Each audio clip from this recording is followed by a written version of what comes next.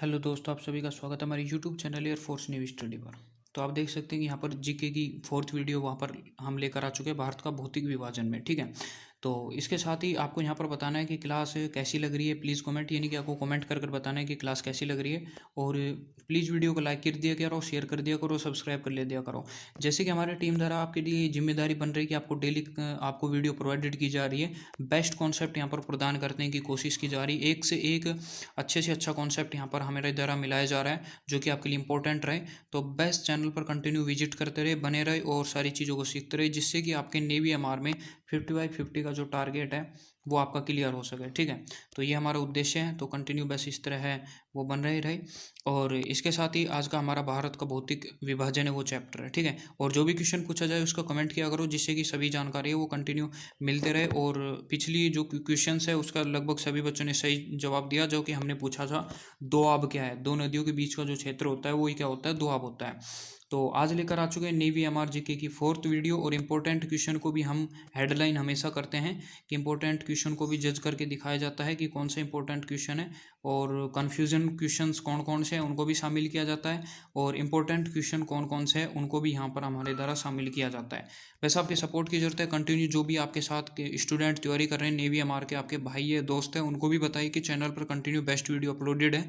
यदि आप अभी से ही तैयारी करोगे तो आपको आगे अच्छा परफॉर्मेंस देखने को मिलेगा, क्योंकि आपको पता है नेवी एमआर के एग्जाम में कंपटीशन लगभग 4 से 4.5 लाख बच्चों का होता है, और ओनली 400 से 500 वैकेंसी होती है। तो आपको कंटिन्यू एक बेस्ट मार्गदर्शन की आवश्यकता होती है, एक अच्छे से पढ़ाई के तरीके को, हर एक जो टॉपिक दिए उनको डीपली एक अच्छे बढ़िया वे में पढ़ने की ज़रूरत होती है।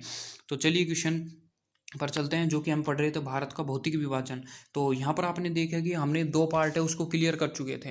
यानी कि कौन कौन से पार्ट आप देख सकते हो क्लियर कर चुके थे। एक क्लियर कर चुके थे, नंबर फर्स्ट क्लियर कर चुके थे उत्तर का पर्वतीय प्रदेश, और दूसरे नंबर पर क्लियर कर चुके थे उत्तर का विशाल मैदान। तीसरे नंबर पर हम आ जाते हैं मरुस्थल को लेकर। ठीक है, मरुस्थल से कौन कौन से इंपॉर्टेंट क्वेश्चन बनते हैं उनको यहाँ पर हम चर्चा करेंगे और उनको अच्छी तरीके से सीखेंगे। ठीक है, तो यहाँ पर देखिए क्वेश्चन नंबर फर्स्ट, विश्व में सबसे ज़्यादा जैव विविधता वाला मरुस्थल है। तो यहाँ पर ए ऑप्शन है गोबी मरुस्थल, बी ऑप्शन है सहारा मरुस्थल, और सी है थार का मरुस्थल, और डी है इनमें से कोई नहीं। तो आप सभी को पता होगा कि सी ऑप्शन राइट हो जाएगा। सबसे ज़्यादा जो जैव विविधता वाला मरुस्थल है वो थार का मरुस्थल होगा। ठीक है, तो कई बच्चे क्या करते हैं गोबी मरुस्थल या सहारा मरुस्थल लगा देते हैं, जो कि गलत होता है, और वे कहते हैं कि हम तो सही क्वेश्चन करके आए, लेकिन वास्तव में जो सबसे ज़्यादा जो विविधता पाई जाती है वो थार के मरुस्थल में आप देख सकते हैं पाई जाती है। अगला क्वेश्चन है उस पर चलते हैं। क्वेश्चन नंबर 2 भी बहुत ही ज़्यादा इंपॉर्टेंट क्वेश्चन है, जो कि आकलवुड फोसिस पार्क का संबंध है। यानी कि आकलवुड फोसिस पार्क का संबंध यानी कि जीवाश्म से है। यानी कि एक यहाँ पर संस्था है आकलवुड फोसिस पार्क, कहाँ पर है, ये जैसलमेर में स्थापित है। तो सी ऑप्शन रहेगा आकलवुड फोसिस पार्क का संबंध जैसलमेर से है। यहाँ पर जो पुराने जीवाश्म है उसको कार्बन डेटिंग पद्धति के द्वारा उसकी आयु का पता लगाया जाता है। ठीक है, जैसलमेर में। बहुत ही अच्छा सवाल है, ये इंडिया की फर्स्ट है और नंबर 1 है। अगला क्वेश्चन चलते हैं क्वेश्चन नंबर 3। ये भी इंपॉर्टेंट क्वेश्चन है मरुस्थल से संबंधित। ठीक है, तो गोंडवाना पक्षी की शरण स्थली कहा जाता है। बहुत ही अच्छा सवाल है, तो बी ऑप्शन राइट हो जाएगा। जैसलमेर को ही गोंडवाना पक्षी की शरण स्थली कहा जाता है। तो इनमें हमने महामरुस्थल में इंपॉर्टेंट क्वेश्चन वे देखे। इसके बाद आ जाते हैं यहाँ पर प्रायद्वीपीय पठार पर। नंबर 4 पर हमारे पास है प्रायद्वीप पठार। इसमें से देखेंगे कौन कौन से इंपॉर्टेंट क्वेश्चन पूछे जाते हैं और कौन कौन से हमारे एग्जाम में पूछे जाते हैं। तो क्वेश्चन नंबर 4 है भारत का सबसे बड़ा पठार है। तो आपका इसमें से राइट जवाब कौन सा होगा, आप सोच समझ के इसका जवाब दे सकते हैं। तो यहाँ पर सी ऑप्शन राइट हो जाएगा। भारत का सबसे बड़ा पठार है वो दक्कन का पठार है। जैसा कि हमने मैप के अनुसार आपको दिखाने की कोशिश की है कि यहाँ पर ये दक्कन का पठार है। ठीक है, जो कि यहाँ पर आप देख सकते हैं, ये लगभग महाराष्ट्र में फैला हुआ है दक्कन का पठार। ठीक है, तो ये आपका क्या है, भारत का सबसे बड़ा पठार दक्कन का पठार आ जाएगा। अगला क्वेश्चन है, दो क्वेश्चन है, इनको एक साथ ले लेते हैं, इनमें ज़्यादातर बच्चे कंफ्यूज होते हैं। तो ये क्वेश्चन है नंबर 5, विश्व का सबसे लंबा पठार है। ठीक है, और विश्व का सबसे ऊंचा पठार है। तो यहाँ पर विश्व का सबसे ऊंचा पठार इसकी बात करें तो यहाँ पर ए ऑप्शन राइट हो जाएगा। तिब्बत का पठार है वो विश्व का सबसे ऊंचा पठार है। और विश्व का सबसे लंबा, ठीक है, लेंथी पठार बताए तो वो आ जाएगा डी ऑप्शन, पामीर का पठार। यानी कि विश्व की छत किसे कहते हैं, पामीर के पठार को कहते हैं। तो मेरे हिसाब से आप समझ चुके होंगे, क्योंकि बच्चे इन दोनों में ज़्यादातर कंफ्यूज होते हैं कि और लंबा क्या बताएं। ठीक है, तो ध्यान रखना पामीर की पठार यानी कि विश्व की छत है वो पामीर को कहते हैं, यानी कि वो ज़्यादा चौड़ी और लंबी होगी इसलिए। ठीक है, और ये सबसे ऊंचा पठार है तिब्बत का पठार। अगला क्वेश्चन नंबर 7वां चलते हैं। बहुत ही अच्छा सवाल है, जो कि हम आप सभी को पता है कि यहाँ पर प्रायद्वीपीय पठार से संबंधित बातें कर रहे हैं। तो भारत में किस क्षेत्र को खनिजों का अजायब घर कहते हैं? क्योंकि ये सभी प्रायद्वीपीय पठार के अंतर्गत आते हैं, इसलिए इनको इंपॉर्टेंट को लिया गया है।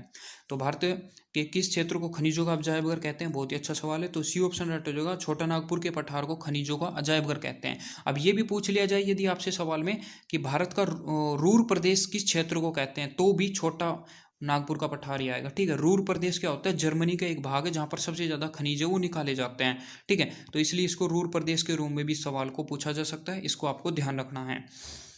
अगला क्वेश्चन चलते हैं, जो कि है पहाड़ी क्षेत्र से। ये भी एक अच्छे इंपॉर्टेंट सवाल आते हैं पहाड़ी क्षेत्र से, जो कि आपको पता है कि आपके पास जो टॉपिक है लगभग 5वां टॉपिक आपका यहाँ पर चल रहा है, जो कि भारत का भौतिक विभाजन से संबंधित है। अगला 8वां क्वेश्चन चलते हैं, गुरु शिखर जो अरावली की सबसे ऊंची चोटी कहाँ पड़ती है? अरावली की सबसे ऊंची चोटी यहाँ पर गुरु शिखर है, जो कि कहाँ पर पड़ती है? तो यहाँ पर बी ऑप्शन राइट हो जाएगा, सिरोही में पड़ती है। ठीक है, इसको ध्यान रखना है। इसके साथ ही कमेंट में आप बता सकते हो कि गुरु शिखर की सबसे ऊंची चोटी की जो ऊंचाई है वो कितनी है। अगला क्वेश्चन चलते हैं, बहुत ही अच्छा और इंपॉर्टेंट सवाल है, जो कि नेवी एमआर के एग्जाम में लगभग देखने को भी मिला है और आ भी सकता है। रायसीना की पहाड़ी पर किसका निवास स्थान है? ये आपका इंपॉर्टेंट सवाल है। तो इसमें प्रधानमंत्री का है या राष्ट्रपति का है या गृह मंत्री का है, दिल्ली के मुख्यमंत्री का? तो यहाँ पर देख सकते हो बी ऑप्शन राइट हो जाएगा। रायसीना की पहाड़ी, जो कि आपको पता है अरावली की पर्वतमाला पर पड़ती है, और ये किसका निवासी स्थान है?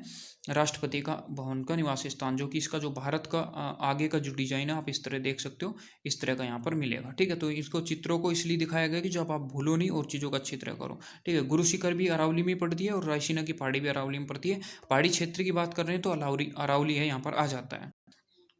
अगले क्वेश्चन नंबर 10 है, और इसको आपको अच्छी तरह कमेंट बॉक्स में जवाब देना है कि सतपुड़ा की पहाड़ियाँ स्थित है उत्तराखंड में स्थित है, मध्य प्रदेश में स्थित है, महाराष्ट्र में स्थित है, या डी हिमाचल प्रदेश में स्थित है? इनको आपको कमेंट बॉक्स पर जवाब देना है। Please give answer in comment box. इस सवाल का जवाब आपको कमेंट बॉक्स में देना है। और कई बच्चे हैं वो कमेंट बॉक्स में इन सवालों का जवाब देते हैं, लेकिन कई बच्चे जवाब नहीं देते, और कई बच्चे कह रहे हैं कि सर आप 10 क्वेश्चन ही प्रोवाइडेड कर रहे हो। भाई साहब, हमारी टीम कंटिन्यू लगी हुई है, आपके लिए बेस्ट से बेस्ट पोर्शन करने की कोशिश की जा रही है। हर इंपॉर्टेंट, आप खुद बताइए कि इंपॉर्टेंट क्वेश्चन यहाँ पर प्रोवाइडेड नहीं किया जा रहा है। ये तो मैं ऐसे ही यहाँ पर लिख के कि छोटे छोटे क्वेश्चन दे दूँ और 10 बना के या 15-20 बना के उनको बता दूँ कि यहाँ का है, और आपको भी पता हो। अब इनमें से कई बच्चों को लगभग 4-5 क्वेश्चन ऐसे हैं जो आपको नए पढ़ने को मिलेंगे और नई जानकारी मिलेगी, और यदि आपका कन्फ्यूजन है तो वो कन्फ्यूजन भी क्लियर हो जाएगा। तो उन चीज़ों को यहाँ पर मेंशन किया गया है। तो मेरे हिसाब से आप समझ चुके हैं, प्लीज़ शेयर कर दीजिए वीडियो को। मिलते हैं नेक्स्ट वीडियो में, और किसी प्रकार का कोई डाउट है तो अगली वीडियो में पूछ सकते हो। ठीक है, तो मिलते हैं नेक्स्ट वीडियो में, तब तक के लिए जय हिंद जय भारत।